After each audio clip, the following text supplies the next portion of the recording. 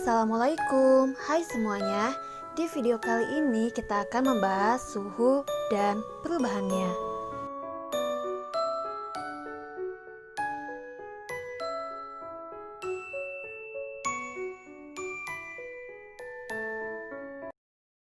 Pada suhu berapa air mendidih?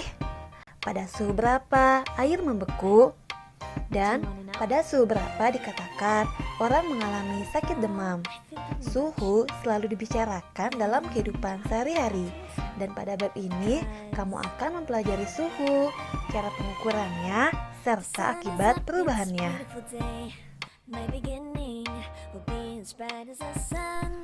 Bagaimana mengetahui suhu benda? Indra perasa dapat merasakan panas dan dingin. Namun, apakah indra merupakan pengukur panas atau dingin yang handal? Untuk lebih memahaminya, yuk kita lakukan percobaan berikut ini. Siapkan 3 buah ember yang masing-masing kalian isi dengan air hangat, air biasa, dan air es. Hati-hati ya dengan air panas karena bisa berbahaya. Yang pertama, celupkan tangan kananmu di ember yang berisi air hangat. Lalu, tangan kirimu di ember yang berisi air es. Kamu rasakan tingkat panas air itu pada tanganmu. Setelah beberapa saat, segera celupkan kedua tanganmu ke ember yang berisi air biasa. Rasakan tingkat panas air itu pada tanganmu. Apa yang dimaksud dengan suhu? Suhu sebuah benda adalah tingkat derajat panas suatu benda. Benda yang panas mempunyai derajat panas yang lebih tinggi daripada benda yang dingin. Hasil kegiatan penyelidikanmu menunjukkan bahwa indra perasa memang dapat merasakan tingkat panas benda. Akan tetapi, indra perasa bukan pengukur tingkat panas yang handal. Benda yang tingkat panasnya sama dirasakan berbeda oleh tangan kanan dan kirimu. Jadi, suhu benda yang diukur dengan indra perasa menghasilkan ukuran suhu kualitatif yang tidak dapat dipakai sebagai acuan. Suhu harus diukur secara kuantitatif dengan alat ukur suhu yang disebut dengan termometer. Jenis-jenis termometer. Termometer zat cair. Secara umum, benda-benda di alam akan memuai. Ukurannya bertambah besar jika suhunya naik. Kenyataan ini dimanfaatkan untuk membuat termometer dari zat cair. Perhatikanlah gambar berikut ini.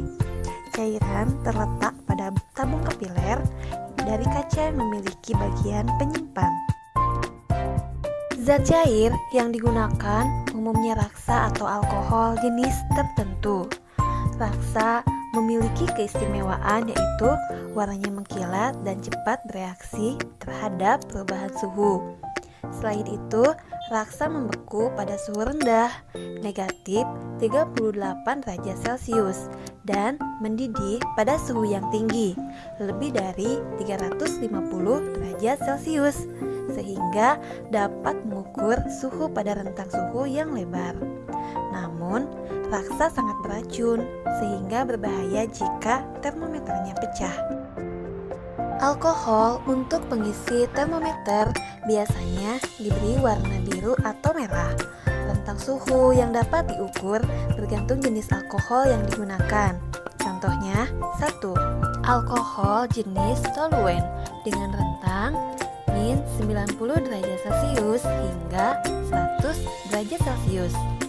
Yang kedua, etil alkohol dengan rentang min 110 derajat Celcius hingga 100 derajat Celcius. Alkohol tidak seberbahaya raksa dan mudah menguap sehingga lebih aman digunakan sebagai pengisi termometer. Sekarang kita akan membahas termometer yang menggunakan zat cair. 1. Termometer laboratorium.